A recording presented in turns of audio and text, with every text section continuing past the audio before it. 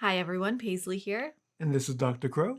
And for our first Civ 7 video, we decided to tackle probably the most controversial part, which is Civ switching. Yeah, I've seen a lot of debates on this, a lot of controversy, and hopefully we can give our opinions as historians, especially because that question of historical accuracy has been so central to the debate. Yes, so in this video, we're going to split it up into three parts.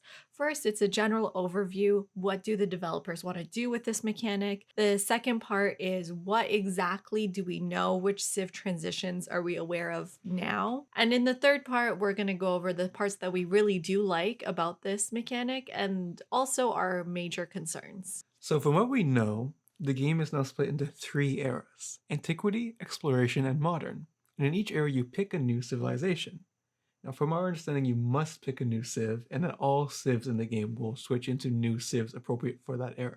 They also did say you could just play one era and avoid this whole civ switching, but then you wouldn't get about 2/3 of the game. So why did they make this change? Well, there's two reasons that they've outlined in the video that they released, and one of the reasons is related to gameplay issues from Civ 6. So this includes people are finishing the game too early, there are balance issues between civilizations from different time periods. So for example, if you're Canada and your powers come online, turn 200, you are severely disadvantaged from a civ that is from the earlier eras. Yeah, or like if you choose Sumeria and you don't get that early war of the war card, what's the point of choosing that civ, right? Exactly. So this is a really good point. And then the third issue is just boredom in the late game. I think all Civ YouTubers and streamers I've seen have complained that the late game is when people stop watching. It's also when I kind of stop playing, right? And I think a lot of us can relate to that. So I think it's really commendable that they're trying to solve these issues. But the second reason they also highlight in the video is a different approach to thinking about history. And they use this word layered a lot. So let's look at the parts of the transcript to understand where they're coming from.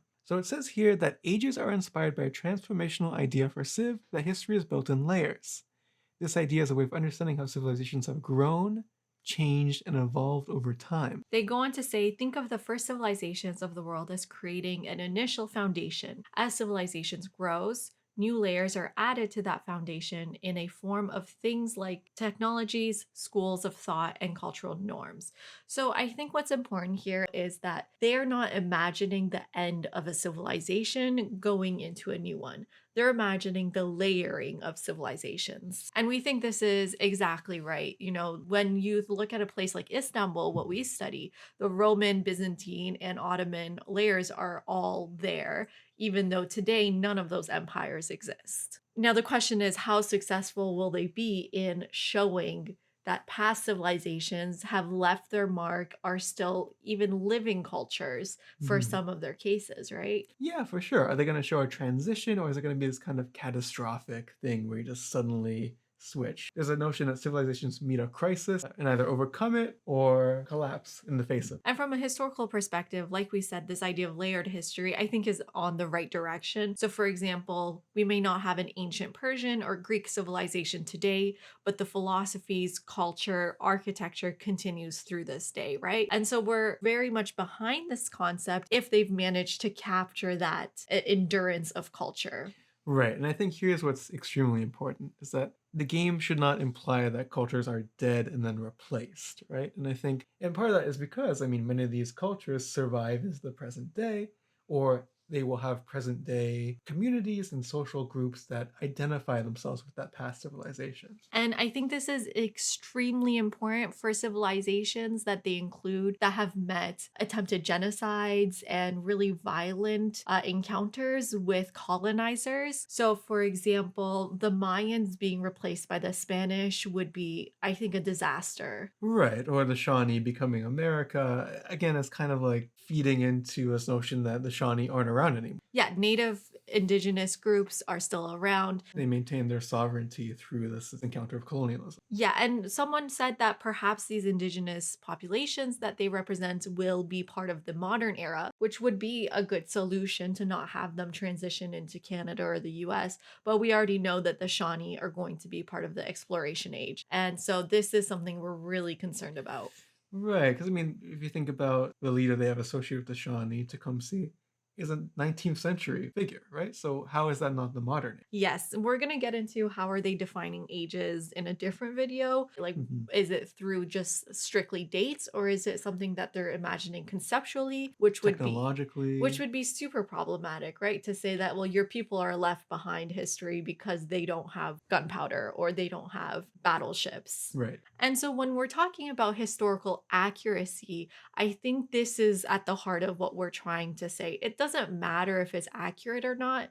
I think what matters is if it's, hurtful to the people who are playing that these civilizations are meant to represent. Are you sort of telling the player that you have no place in modern society? Right, for sure. I mean, there's always going to be things that, of course, would be historically accurate to put in the game, but would detract from it being a game, right? Things like slavery, genocide, right? I mean, these are not things we want to make light of by putting them in a game. So I think we have historical accuracy as a kind of heuristic, but it's not shouldn't be the defining one for how the game should operate. The concern that we're seeing with the examples that they've shown is that it falls into this trope of Africa being this one place where all the cultures and people are interchangeable. So let's get into what we do know and which civilizations they have shown. So once you pick a leader, the screen that shows all possible antiquity civs will have a little marker that says historical choice. So for Hatshepsut, for example, she gets a little marker on Egypt, obviously. But then for a much less obvious reason,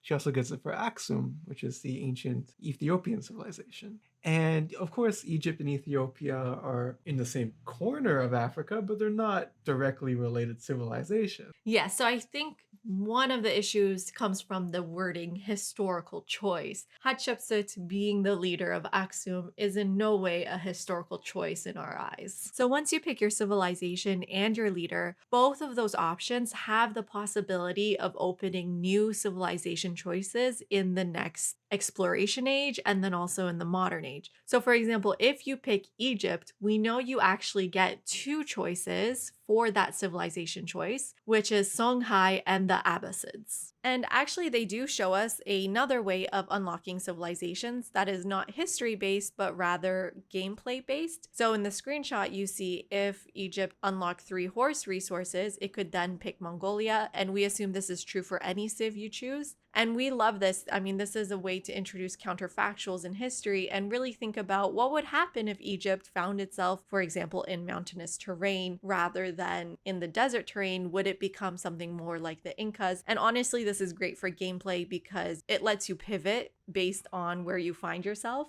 And so a civ like Songhai probably has some resource or terrain based unlock that we're just not seeing. But when it comes to the historical past, there are multiple ways to reach the Songhai. We also know another path to the Songhai is by playing as Aksum or by playing as Amina, who is, I suppose the leaders aren't directly tied to civs anymore. Amina, who was a queen of the Hausa people in modern day Nigeria. So it seems like there are 3 known paths to the Songhai just from what we've seen so far. There could be more. It's playing Egypt, it's playing Aksum, or it's playing as Amina as your leader. And like, what's the connection between these? It's just they're all on Africa or in Africa, right? We know now that Egypt goes into Songhai, which then goes into Buganda. But then you're left with the question, well, from Egypt to Buganda, what is the relation? You can also ask what is the relationship from Songhai Songhai, to of course, Buganda, right? right? Like, I guess the question is, does the antiquity civilization match the modern one, or is it completely wiped out with this one in the middle? And the only other transition that we know of, according to IGN, is when you play Rome, you can go to Normandy and then you can go to England. And so let's move on to part 3, which is our concern about what they mean by historical choice. I think the majority of the problem is coming from this term because if you're trying to teach people through your game what a historical choice is, then I think it's important to show what the logic is behind these choices. So, for example, Egypt becomes a province of Rome. So why can't Egypt then filter into all the civilizations that Rome turns into? Right, because Egypt doesn't transition into Songhai. It doesn't transition into the Abbasids either. But there is a direct political transition from Egypt to the Byzantines. Here, I think what is happening is that they need to balance the idea of choices that just have historical logic behind them with gameplay.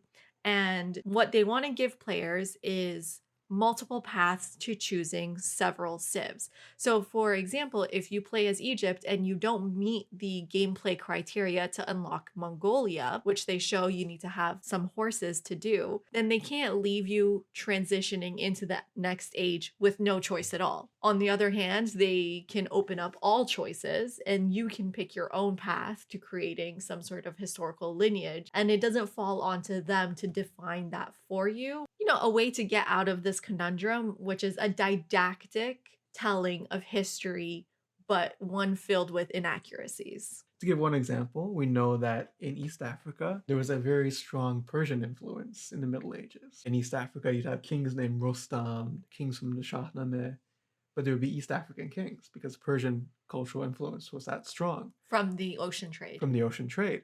So why can't, I mean, maybe it is the case, but maybe Persia becomes Buganda. That makes actually more sense than Songhai. But I guess the issue here is that, so because you start making a claim like that, then people can come in and start attacking it on different grounds. Right? Yeah, and I think Potato tweeted like these dumb people who want historical accuracy in a game where Gandhi nukes the world. Yeah. And he has a point. This is a game. This is not a history textbook. There is a different expectation of reality and truthfulness. But at the same time, they've opened themselves to this critique by claiming, quote, for players who want to stick to a more historical pairings, a useful indicator will appear on the Civ selection screen. And then they go on to say, this includes any historical connections between your previous and future civs, or your choice of leader, and even certain gameplay decisions which you made in the past age. So they are making a claim that this is a historical connection. And our question is, what is that historical connection? My question is, would we be happy if they changed this wording from historical choice to influenced by?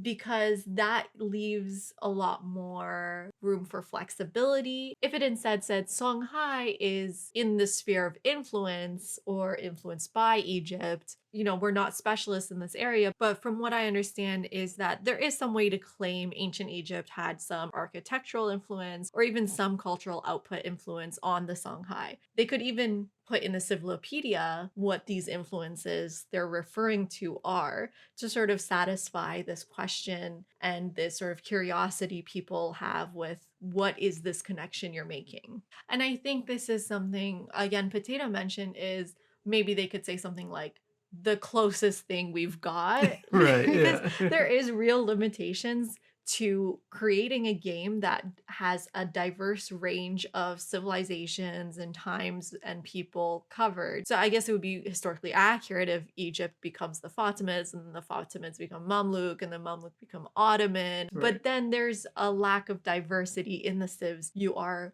able to create. And I don't think we want to see that either. Definitely not. I think what we'd be interested in seeing is maybe changing the wording from historical pairing to influence, like sphere of influence. And that really, I think, is a great way of teaching people that, for example, ancient Greek philosophy had an influence on the Abbasid Islamic philosophy, or that the Abbasid sort of Islamic mathematical period had an influence on the Age of Enlightenment. And these sort of connections that we don't automatically make when we think about these civilizations are there. Their influences are there, and we'd love for Civ to show that to people. But it's not a historical pairing, it's an influence. But I think the main thing that we really don't want to see is Yeah. having colonized peoples turn into their colonizers. I think that would be just a real kind of like Jolting experience, experience. upsetting experience. Right. And I mean, I'm sure the people who would be upset about, Persia being Mongolia. Mongolian, but it's kind of far enough in the past, so like you kind of have to get over it. But And it's a different mechanism. Right. And I think the issue is that colonialism is an ongoing process. It's an ongoing emergency. This is not a mechanic we want to see in a game. And that is what you're doing by having, for example, the Shawnee in an exploration age replaced by the US in the modern age. That is your stamp of approval on genocide, I'm sorry to say. So let's avoid that for Yes. sure. The other parts we'll get over. We'll play Civ, regardless if it's historically accurate or not. If Egypt becomes Songhai and they never explain why, I'll play it. I don't care. I'm still playing Civ. Yeah, I don't know if I can get over playing an indigenous Civ that becomes the US. I don't think I can, get behind a game that does that, Right. especially in 2024, 2025, right? Right. But I will say, I wonder if this concept of influenced by can also get around this issue of co-signing genocide. Right, because, as David Graeber argued in his last book, I mean, the Haudenosaunee Confederacy, their philosophy, the government, their practice of rule and practice of negotiation directly informed the Declaration of Independence, American Constitution, in a way that wasn't just kind of like appropriation. It was a direct intellectual influence. Right. And I think that actually would be something groundbreaking that Civ can do, which is to show that indigenous populations, both in their current nations and forms, exist in the modern world. So they better be in the modern world. Mhm. And secondly, places like the US and Canada maintain some influence from these populations. And if in the Civlopedia they explain, well, actually, here's a connection that has been written about. Yeah, well, this is a connection that was there at the time, but it's been sort of erased by nationalist ideology, which says, oh no, American democracy is tied to Greece or tied to Rome. And it's like, well, no, at the time they were talking about indigenous democracy. And so that's a way of, again, kind of using the game as an educational tool if we want it to be in this kind of historically accurate mode. So that's all we have to say. Let us know if you agree that these small adjustments we've talked about would be enough for you to feel like this is a good thing. We're on the side that this change is actually good if done right. We don't hate it, but also I know there's some debates about the gameplay, which we're not touching because I'm not a game developer, I'm just a historian. And in our next video, I think we'll get into this idea of the ages. But for now, let us know what you think about this concept. Yeah, so keep an eye out for that video and leave some comments or likes below. Yes, and subscribe, please. I'm like 50 subscribers away from gaining monetization back. We lost it, unfortunately, thanks to a baby, but we'll get it back. Thanks, everyone. Bye. Bye.